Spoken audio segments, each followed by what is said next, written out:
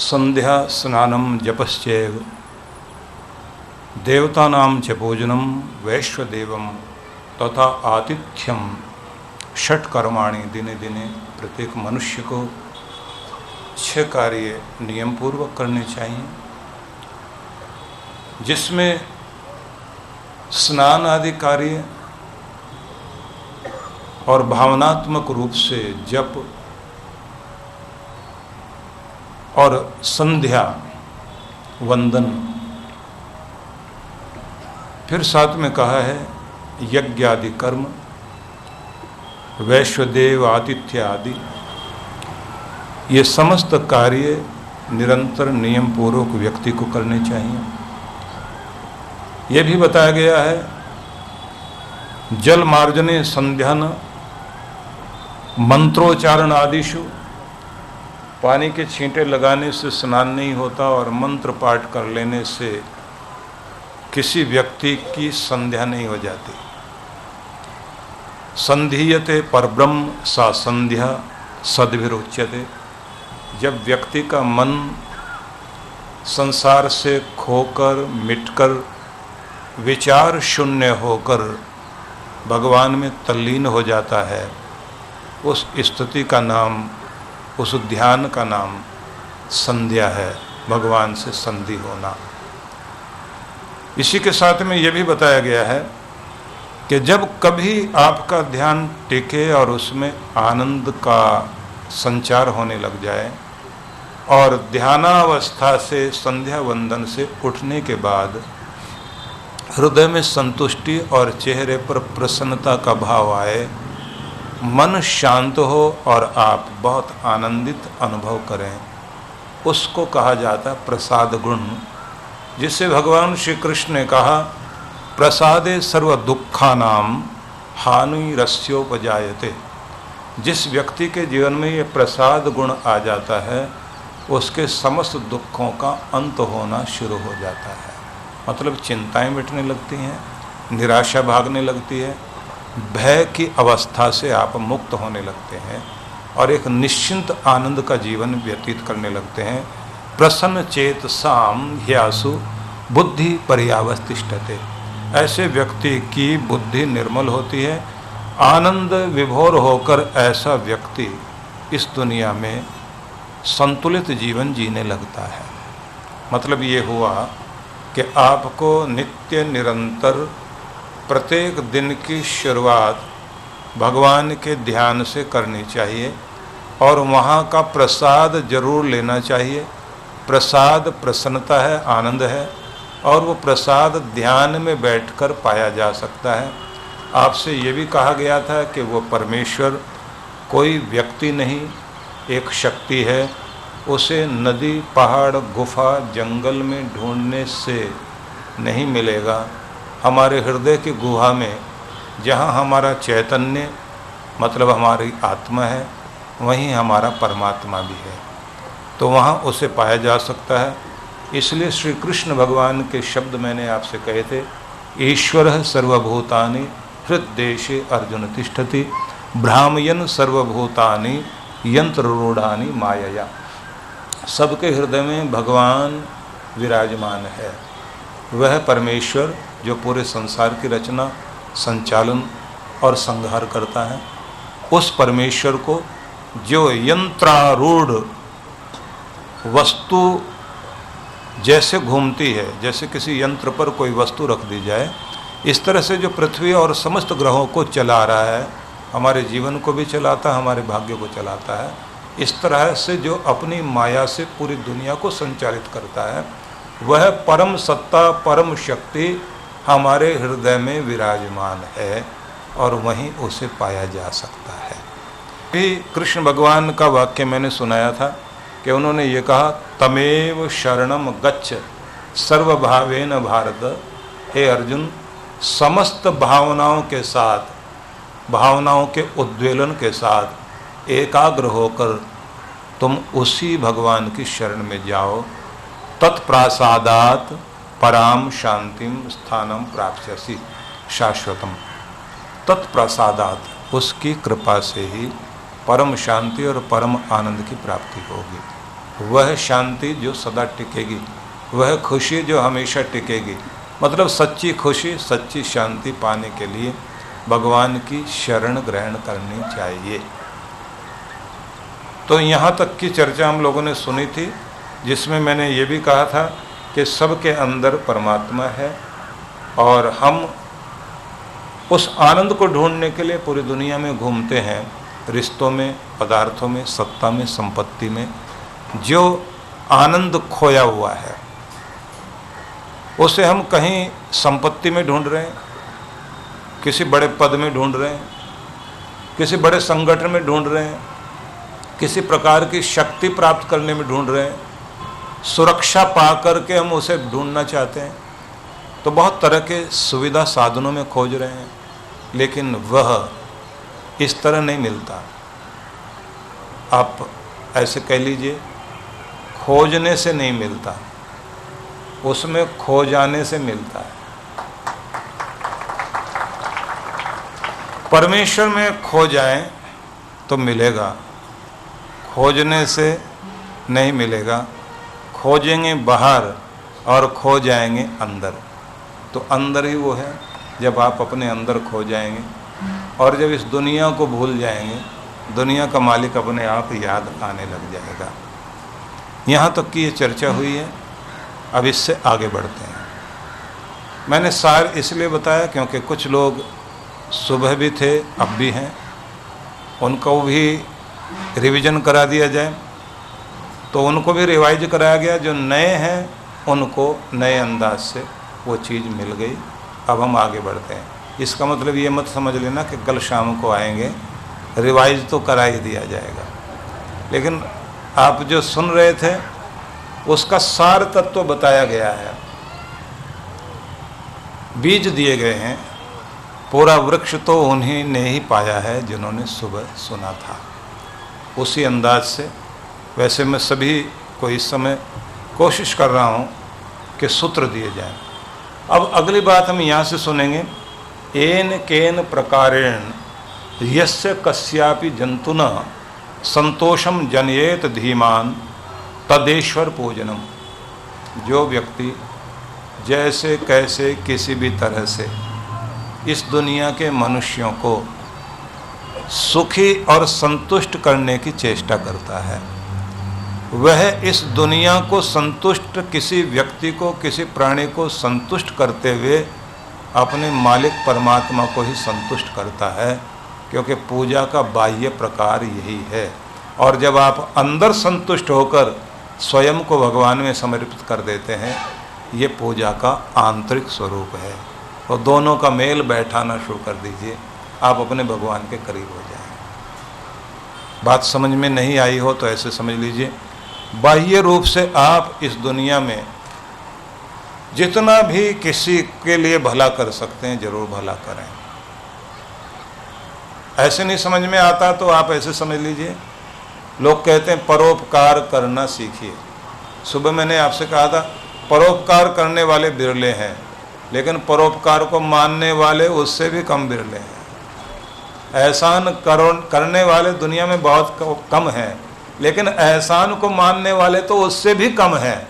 ऐसे एहसान फरोश लोग दुनिया में हैं कि उन्हें आप समझेंगे ऐसे एहसान फरामोश कि जो अपने माँ बाप के भी एहसान को नहीं मानते, तो वो पराई दुनिया के कहाँ एहसान मानेंगे।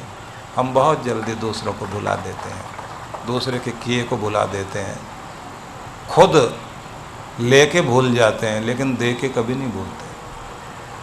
खुद गाली देकर भूल जाएंगे लेकिन किसी की गाली खाकर कभी नहीं भूलते। खुद दूसरों को तड़पा कर के भूल जाते हैं, लेकिन खुद को चोट खाई हो जिंदगी भर याद रहता है। जबकि कहा जाता है जीभ पर लगा हुआ घाव सबसे पहले भरता है, पर जीभ से लगा हुआ घाव जन्म भर तो भरता ही नहीं, जिंदगी भर याद रहता है। आप कितने घाव दूसरों को देते हैं आप भूल जाते हैं, पर आपके दिए हुए घाव ये दुनिया नहीं भूलती। इसलिए अच्छा हो कि अपने जबान पर भी नियंत्रण। व्यक्तित्व विकास की योजना जब दी गई हमारे ग्रंथों में, उसमें एक बड़ा महत्वपूर्ण बिंदु रखा गया कि कि आपका व्यवहार समाज से जुड़ा है, आपका व्यवहार समाज से जुड़ा है। समाज में आपकी पद प्रतिष्ठा आपके व्यवहार पर निर्भर करती है। आपका स्वर्ग भी आपके व्यवहार पर निर्भर है। आपको जो स्वर्ग मिलता है वो भी आपके व्यवहार पर निर्भर है। जब आप दुराग्रही बनकर जीते हैं, जिद्दी, गुस्सेबाज, अपनी मनवाने वाले और दूसरे की परवाह नहीं करते, तब व्यवहार नहीं होता, तब दुर्व्यवहार बनता है। दुर्व्यवहार आपको नरक की तरफ लेकर जाता है। वो नरक बहुत सारा तो इस जीवन में ही भोग लेते हैं आप, कि आपके अपने ही आपसे दूर हो जाते हैं। महात्मा गांधी बोलते थे कि आप अपनी पीठ नहीं देख सकते, वो तो दूसरा ही देखेगा। समाज जब आपकी पीठ देखता है और आपके बारे में बुरा बोलता है तो समझ लीजिए ये आपका भविष्य बन रहा है। जब आप अपने पीठ को अच्छा बना लेते हैं तो समझ लीजिए आपका स्वर्ग बन रहा है। जब दुनिया पीठ पीछे आपके लिए कुछ अच्छा कहती है तो समझ लेना चाहिए कि आपने समाज में अपना एक व्यक्तित्व बनाया है। दूसरों से तारीफ पाने के लिए नहीं, उस मालिक का सच्चा बंदा बनने के लिए आपको ऐसा करना चाहिए। दूसरे तारीफ करें ना करें, इसलिए ये शब्द याद रख लीजिए कि किसी भी तरह से कैसे भी हो सके परोपकार की आदत बन जाए। और परोपकार की परिभाषा याद रख लेना जो मैं कह रहा हूं, ये परिभाषा याद रख लेना, दूसरों की जिंदगी को आसान बनाने में सहयोगी बन जाना परोपकार है। समझ में आई बात? दूसरों की जिंदगी आसान बनाने में सहयोगी बन जाना परोपकार है। दूसरों की जिंदगी को मुश्किल में डाल देना, कठिनाई में डाल देना, दुख में, पीड़ा में डाल देना, ये अपकार है। इसलिए परोपकार कीजिए, अपकार नहीं कीजिए, दुर्व्यवहार नहीं कीजिए, इससे आपका स्वर्ग बनता है। और जब ये व्यवहार आप सीख जाते हैं तब आप भगवान के लाडले बनते हैं। ये भी एक पूजा है, इस पूजा को सीखें। शुरुआत इसकी होती है माँ से। माँ जब सिखाती है, घुट्टी में जब चीज़ दी जाती है, संस्कारों में कोई चीज़ दी जाती है, जब सभ्यता, मैनर्स में, शिष्टाचार में चीज़ें दी जाती हैं, तो समझ लीजिए आप एक माँ की गोद में एक विश्व मानव पलता है। भविष्य का इंसान माँ की गोद में पलता है। विषय चल पड़ा है तो मैं आपको थोड़ी सी चर्चा कर दूं, जरूरी भी है। पूरी दुनिया में इस बात पर बहुत विचार हुआ कि सभ्य समाज के लिए एक अच्छे इंसान की कल्पना की जाए। हमें ऐसी दुनिया नहीं चाहिए जैसी दिखाई दे रही है। एक अच्छा इंसान चाहिए हमें। आप देखते हैं ना कि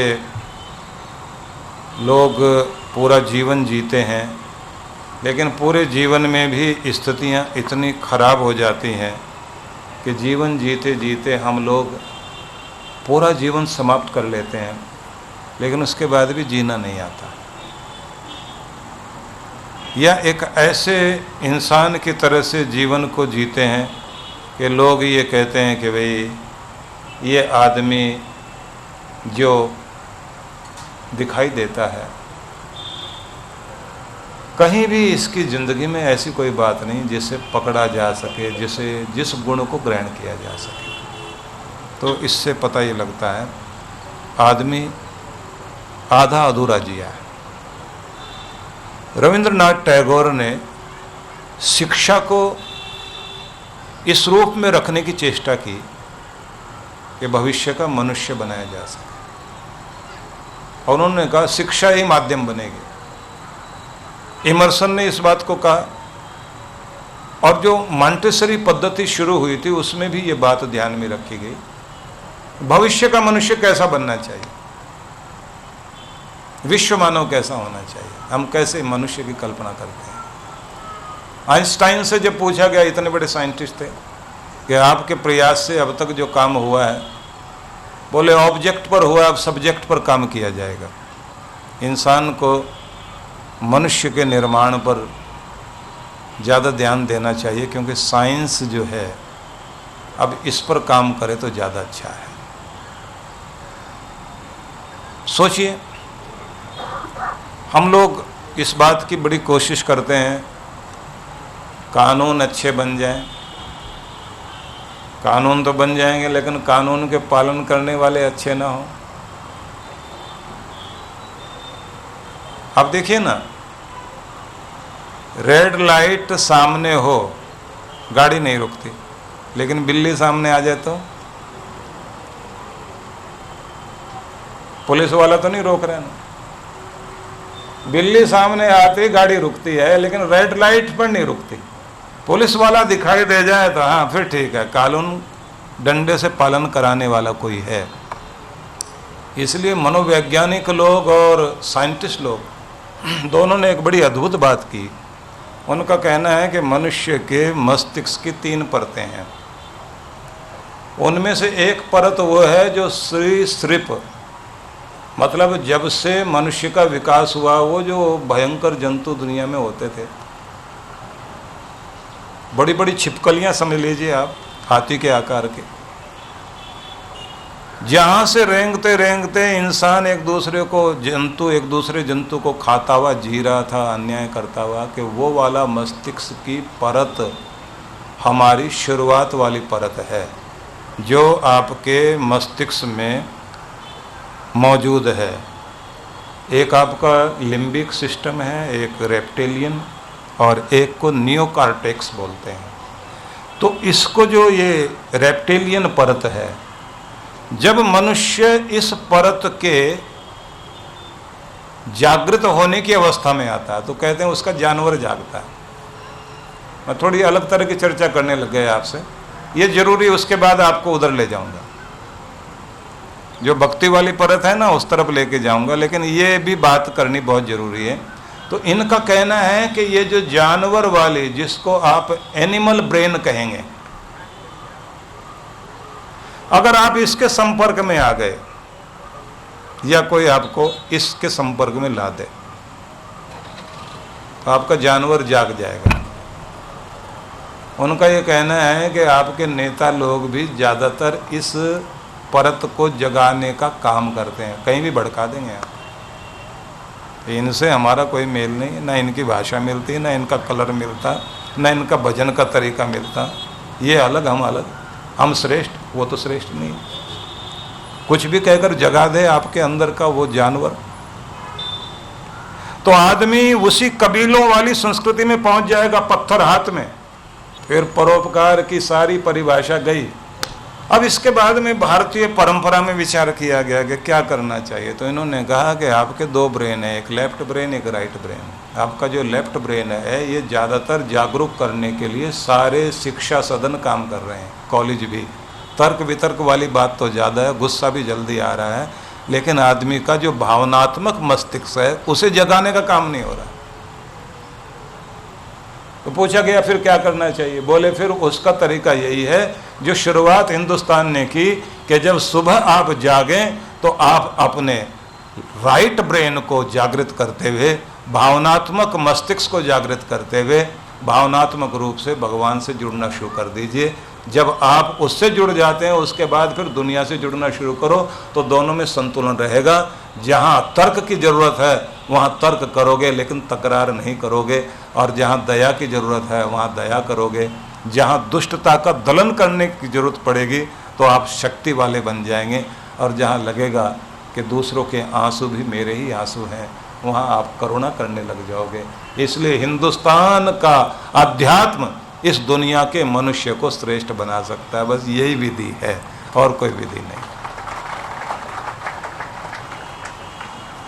तो इसका मतलब ये हुआ कि आपको हर दिन सुबह सुबह अपने आप को भगवान से जोड़ना। और एक बात और, कि आपकी सुबह तो शुरुआत हो गई, लेकिन जितना समय आप सुबह से लेकर शाम तक बिताया, तो रात्रि का भी तो उतना ही समय होता। 12 घंटे सूरज से अलग होते हैं आप, और 12 घंटे सूरज से जुड़ते हैं। ये अलग कर लीजिए। आप कभी कभी आप 12-14 घंटे में होते हैं और 10 घंटे रात्रि के होते हैं, हिसाब अलग अलग हो सकता है, लेकिन बात उतनी ही है कि आपको शाम के समय भी समर्पण करके भगवान से जुड़कर सोना चाहिए। बस ये 2 चीजें आप कर लें, आपकी जिंदगी में बहुत बड़ा परिवर्तन आएगा। तो उनका ये भी कहना है, भारतीय ग्रंथों का, जो आप पूरा सार बता रहा हूं आपको, कि एक रूप तो हुआ ये, अब दूसरा रूप और, अब इसे भी समझना। आपके अंदर विचार जागते हैं, अच्छे बुरे विचार जागते हैं भावनाओं से। भावना क्रोध की है, भय की है, कोई तरह का डर आपके अंदर जाग रहा है, या प्रेम की भावना जागे। अब ये भावनाएं कैसे जागती हैं? कहते हैं इनका कारण बनता है आपके इंडोक्राइन ग्लैंड्स, मतलब अंतःस्रावी ग्रंथियां। जैसे गले में 2, थायराइड, पैराथायराइड, आपके सीने के बीच में थाइमस, जो 10 साल की उम्र के बाद में धीरे धीरे सूख जाती है, लेकिन शुरुआत में उसकी बहुत ज़रूरत पड़ती है। एड्रिनल, पिट्यूटरी आदि जितनी भी ग्लैंड्स हैं, इनसे जो रस शरीर में जाता है, इंजेक्शन बाद में काम करता है, ये उससे पहले बिजली के करंट की तरह काम करती हैं। और इतने भयंकर ढंग से इनका प्रभाव पड़ता है कि कब आप जानवर बन जाएं और कब आप देवता बन जाएं। इसलिए ये अद्भुत बात है कि इंसान को देवता बनने में भी देर नहीं लगती, दानी बनने में देर नहीं लगती, चोर बनने में भी देर नहीं लगती। अभी करोड़ों का दान कर देगा और हो सकता 5 मिनट के बाद सुई चुरा ले। ये इतना परिवर्तन क्यों? क्यों? हमारे बस में तो है नहीं, सोचते बाद में हो पहले जाता है। कितने भी संकल्प किया कि गुस्सा नहीं करेंगे, गुस्सा करने के बाद में समझ में आता मैंने तो कसम भी खाई हुई थी। फिर आती है अगली बात, आदतें। पहले हम आदतें बनाते हैं, फिर आदतें हमारा जीवन बनाती हैं, व्यक्तित्व बनाती हैं, और फिर हम आदतों के हवाले हो जाते हैं। आदतें जिधर ले जाती हैं फिर उधर की तरफ हम चलने लग जाते हैं। अब इतना तो आपने सुन लिया, तो फिर कहाँ से शुरू करें? सुधार, मतलब ये तो आपने ये देख लिया, पूरे घर में सामान बिखरा पड़ा है, तो कहाँ से ठीक ठाक करना शुरू करें? अब मैं वहीं से शुरू करता हूँ। ये जो मैंने आपको बताया है, इसके बाद की अगली बात बता रहा हूँ। जहाँ से हर दिन का दिन शुरू होता है, या जहाँ से हर दिन की जिंदगी शुरू होती है, सुधार वहीं से शुरू कीजिए। अब मैं धीरे धीरे बोल रहा हूँ जिससे आप पकड़ते चले जाएं बात को। जहाँ से हर दिन आपका जीवन शुरू होता है, आप शुरुआत वहीं से कीजिए। सोने से हर दिन का समापन होता है, और जागने से हर दिन की, हर जिंदगी की शुरुआत होती है। तो आप अपने जागने से अपने अंदर परिवर्तन लाना शुरू करें। मतलब जागे तो परमात्मा में जागो।